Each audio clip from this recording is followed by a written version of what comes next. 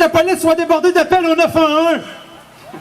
Parce que si tout le monde appelle, je suis pas sûr que les répartitrices vont trouver ça drôle. Bon, c'est comme si nous appelions la police pour demander secours. Et si aucune réponse n'est donnée, j'ai bien peur que malgré que des juges qui nous écoutent et on prépare des procédures pour la cour, j'ai bien peur que nous soyons fichus. Si la police nous écoute pas, on est dans la merde. Que nous soyons pris en otage par un gouvernement qui en réalité ne gouverne plus depuis bientôt 5 mois, mais qui ordonne sans fondement médical et scientifique fiable, qui ne font qu'ordonner par l'entremise de décrets. Violant ainsi l'article 1 de la Charte canadienne qui oblige l'État, lorsque elle suspend des droits et libertés, à justifier dans les faits cette suppression des droits. Ces droits-là nous appartiennent. Comme la Cour suprême a dit en 1951, la Constitution n'appartient pas au Parlement du Canada ni aux législatures des provinces. Elle appartient au pays!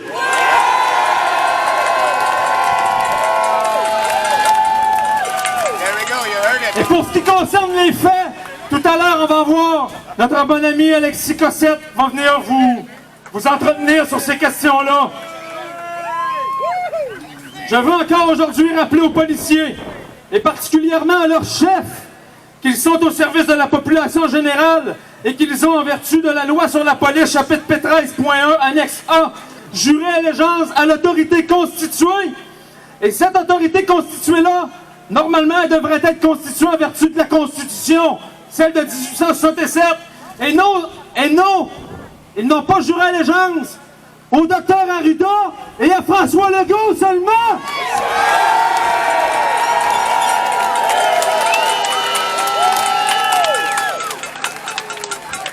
Ils gouvernent sans l'Assemblée nationale qu'on a élue.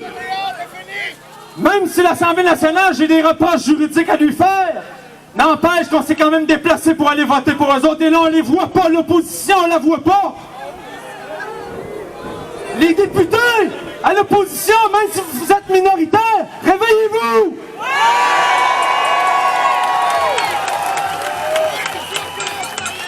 Ce que je demande à la police aujourd'hui, au nom de tout ce beau monde-là qui est réuni, c'est de former une escouade d'enquête pour vérifier avec impartialité et surtout, sans prévarication judiciaire, si des crimes ont pu être commis par le gouvernement.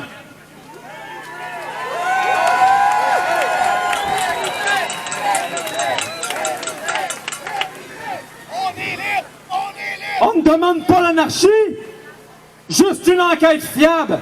Une plainte devrait être d'ailleurs déposée sous peu. Notre ami Mario Roy qui a travaillé fort dernièrement pour en monter une. Merci mon chum, il y a 130 signataires. Il devrait déposer une copie du document aujourd'hui ici à la Sûreté du Québec. Merci Mario!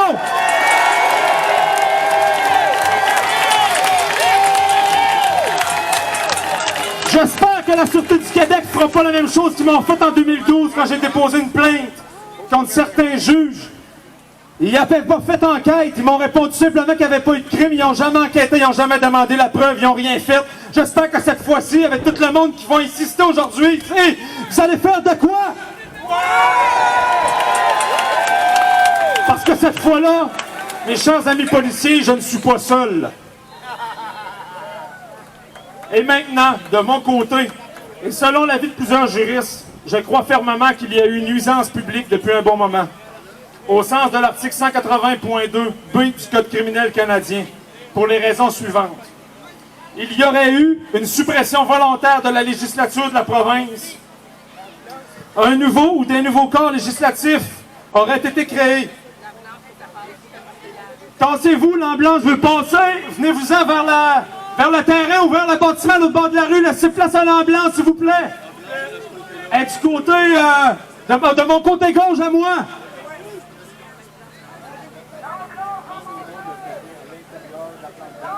Restez vers l'intérieur de la tente blanche. Laissez place à l'ambulance, s'il vous plaît.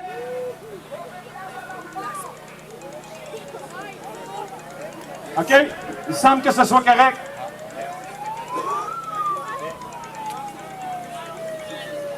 Allô, Bordeaux.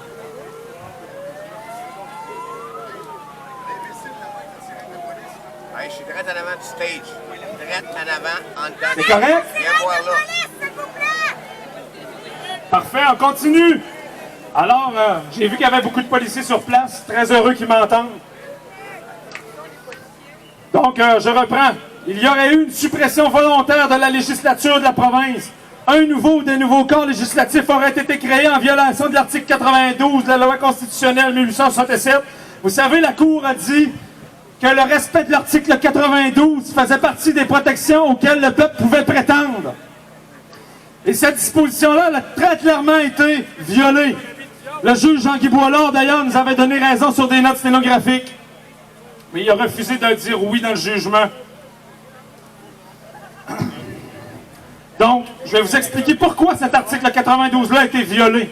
En réalité, l'article 92 dit que c'est un pouvoir exclusif à la législature de pouvoir faire des lois. La Cour suprême nous l'a rappelé aussi que c'est seulement la législature de la province qui pouvait faire des lois ou des décrets, par exemple, pour nous imposer leurs règles. Et je peux vous annoncer avec certitude que ce n'est pas le cas. Ce n'est pas la législature de la province qui vous donne des ordres.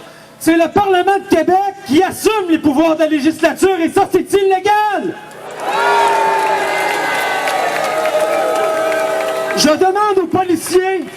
demande aux policiers, s'il vous plaît, je vous en supplie, allez lire l'article 2 de la loi sur l'Assemblée nationale. Vous êtes capable de lire le français? Cette disposition-là est tellement claire. Il est mentionné que le Parlement de Québec assume tous les pouvoirs qui sont attribués à la législature du Québec. Donc, si le Parlement assume les pouvoirs de la législature, il n'est pas la législature, ça me paraît clair, bordel.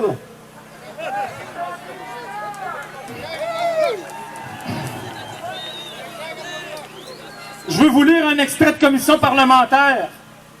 C'est très, très, très important. Laissez-moi me démêler avec mes papiers.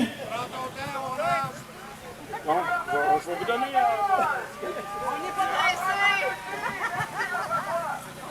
Bienvenue.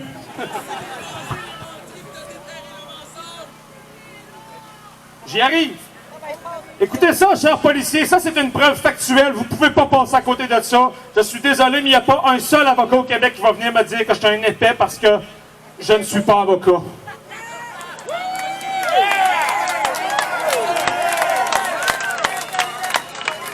Ceci date du 16 décembre 1982, soit 2 jours avant qu'adopte la loi sur l'Assemblée nationale qui constitue l'organisation du pouvoir législatif et exécutif ici au Québec. Alors, M. Lalonde, M. le Président, d'ailleurs, M. Lalonde, pour faire une parenthèse, on lui a envoyé des supplénats 2 fois pour qu'il témoigne à la Cour de ça, et 2 fois, les juges ont simplement effacé son supplénat. Ils ont dit non, il ne témoignera pas, oubliez ça. Alors que, il aurait dû, c'est ça un procès qui est juste.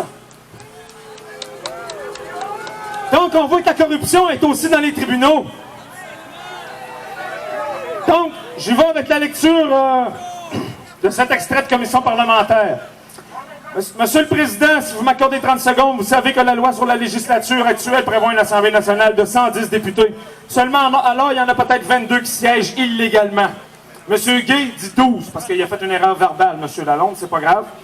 Monsieur Lalonde dit oui, 12 qui siègent illégalement, y compris le député de Vigée, membre de cette commission. Alors, cet article 1-là aura pour effet de corriger. Il parle de l'article 1 de la loi sur l'Assemblée nationale qui a été adopté 2 jours plus tard. Le président dit, dois-je comprendre que je dois rayer le nom du député de Vigée comme membre de cette commission? Monsieur Lalonde, non, consentement pour qu'il reste. Il siège illégalement, mais il peut rester pour faire des lois.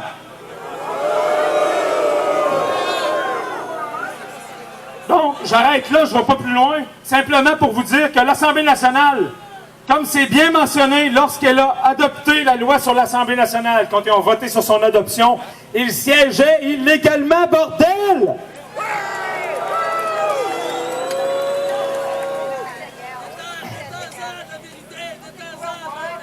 Donc, je ne vais pas vous faire un discours de 4 heures, mais bordel, j'en aurai encore à dire. Vous savez, ce n'est pas seulement ça, hein. Ils ont violé au moins une vingtaine de dispositions faciles de la loi constitutionnelle. Donc le gouvernement ne peut pas venir nous dire « Mettez vos masques, sinon on va vous sacrer un ticket. Commencez par respecter le droit, ensuite de ça, ben, on verra peut-être. »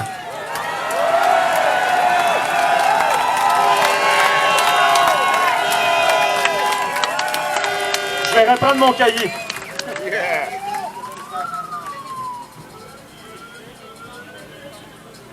Donc, mes chers policiers, l'article 180.2b du Code criminel, c'est certain qu'il a été violé si on a atteint à l'article 92, et ça a été fait volontairement. Ils en sont conscients, ils le savent. Donc, je vous demande de lever vraiment une escouade d'enquête pour aller enquêter sur la légalité du Parlement de Québec et aussi sur les agissements exagérés de notre gouvernement qui n'arrête pas de nous imposer des décrets liberticides depuis 5 mois.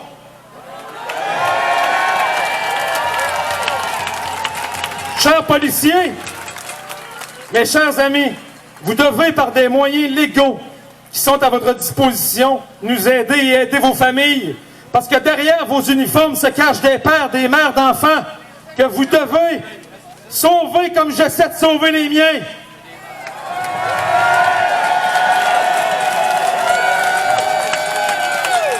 Allons-nous et allez-vous attendre d'être rendus au stade de la Nouvelle-Zélande ou de la Biélorussie? Où des enfants sont arrachés de force à leurs parents sous prétexte d'un virus qui, en réalité, est à peine plus dur qu'une grippe. Si on m'arrachait mes enfants, ma fille ou mon garçon, pour moi, le monde cesserait de tourner. Alors, j'imagine que vous, chers policiers de la Sûreté du Québec et des corps municipaux de partout de la province, vous partagez les mêmes sentiments cruels que moi. J'ai peur. J'ai peur et là, on vous demande à l'aide. S'il vous plaît, à l'aide, au secours.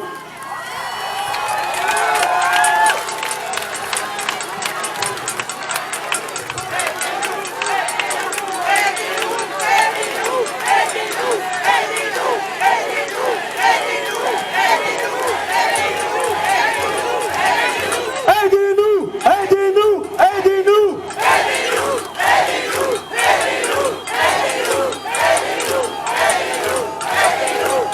Merci, merci.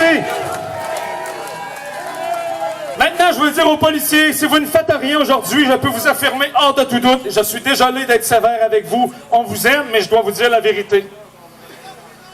Je peux vous affirmer hors de tout doute qu'un jour, comme c'est arrivé au procès de Nuremberg, les officiers en autorité, pas seulement nos dirigeants au Parlement, mais les officiers en autorité, auront des comptes à rendre à la loi et à la justice advenant qu'un gouvernement honnête et respectueux de son peuple reprenne le pouvoir. Alors, si vous ne voulez pas avoir de conséquences juridiques, on ne sait pas dans combien de temps, alors faites votre travail, s'il vous plaît, et cessez d'obéir aux ordres aveuglément!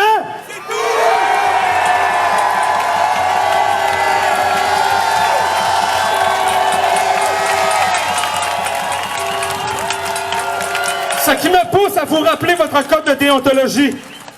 Et votre code de déontologie vous rappelle que de ne pas faire une enquête complète lorsqu'il y a une plainte, vous êtes en défaut grave.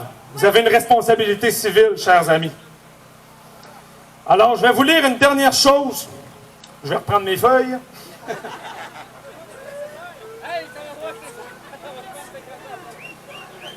Merci d'être là! Merci d'être là!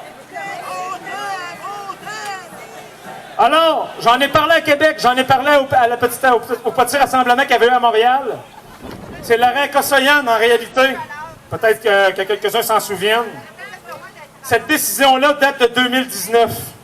C'est Cossoyan contre la Société de transport de Montréal. En réalité, cette femme-là elle a décidé de désobéir un jour et de refuser de s'identifier, malgré les ordres du policier, et elle a gagné en Cour suprême.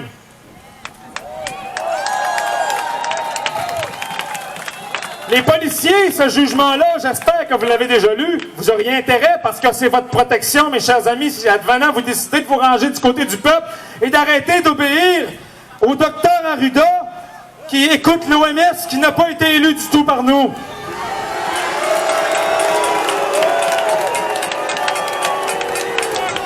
Alors, soyez bien attentifs, mes chers amis, soyez bien attentifs, les policiers qui peuvent entendre. Je ne sais pas si vous faites semblant de ne pas m'entendre, mais je le sais que vous avez des oreilles comme moi. Donc, écoutez bien.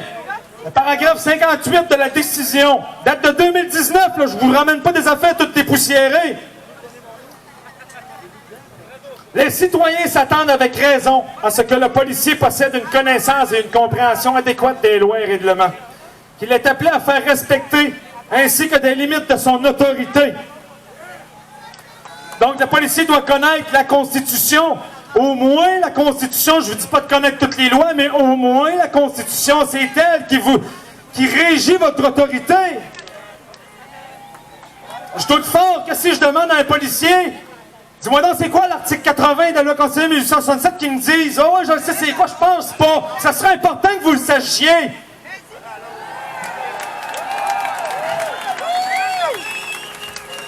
Si un jour je suis élu au Parlement, je pense pas de me lancer en politique, vraiment, mais en tout cas, si un jour je suis élu, je vais faire passer un projet de loi certain pour qu'à partir du secondaire 1, tout le monde ait une formation en droit constitutionnel. Parce que c'est le droit, parce que c'est notre méconnaissance du droit qui fait qu'on est dans la merde. Les abus de pouvoir policiers qu'on voit de temps en temps, je parle pas de tous les policiers, il y en a beaucoup qui sont gentils, là, qui sont corrects, qui font bien leur job.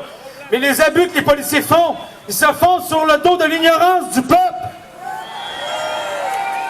Je continue avec la Cour suprême. Le policier ne peut prétendre remplir sa mission, maintenir la paix, l'ordre et la sécurité publique, prévenir et réprimer le crime et les infractions aux lois et règlements, sans avoir une connaissance et une compréhension adéquate des principes fondamentaux. L'illégalité de sa conduite... Bon, OK, excusez-moi, c'est pas la bonne page, mais c'est un autre paragraphe. Néanmoins, le simple fait que l'acte d'un policier est une assise juridique, écoutez bien ça là, néanmoins, le simple fait que l'acte d'un policier est une assise juridique ne dégage pas ce dernier à coup sûr de toute responsabilité civile. Le policier a l'obligation d'avoir une connaissance et une compréhension adéquate du droit criminel et pénal, des infractions qu'il est appelé à prévenir et à réprimer, et des droits et libertés protégés par les chartes. Ma voix à part, désolé.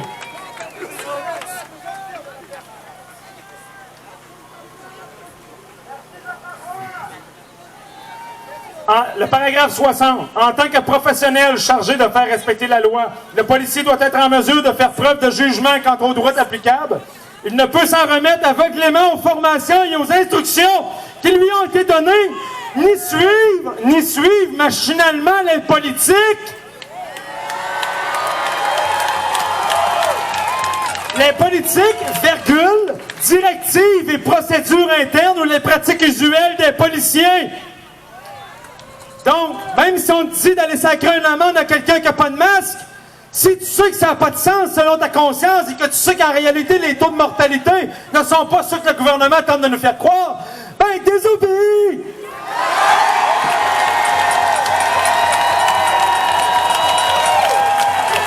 Vous ne risquez aucune poursuite. Vous ne risquez aucune poursuite parce que vous êtes appuyé par des précédents de Nuremberg et de la Cour suprême. Vous êtes protégés, messieurs les agents, arrêtons d'avoir peur.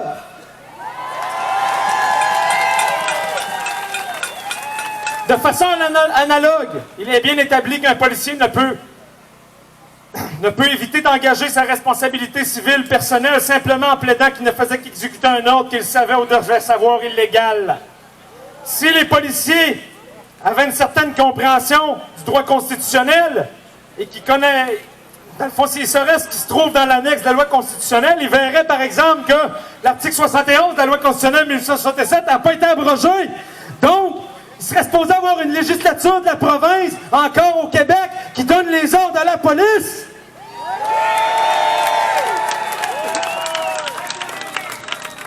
Donc, je voudrais bien continuer, là, mais je peux pas retenir tout ce beau monde-là au soleil pendant 4 heures non plus. Il y a d'autres personnes intéressantes qui vont passer après moi.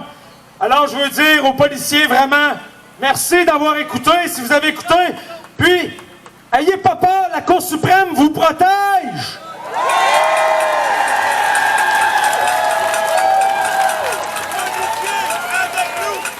La police avec nous pendant 1 minute.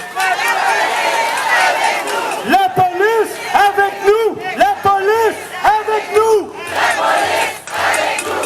La police avec nous. La police avec nous. La police avec nous. La police avec nous. La police avec nous. La police avec nous. La police avec nous. La police avec nous. La police avec nous. La police avec nous. La police avec nous.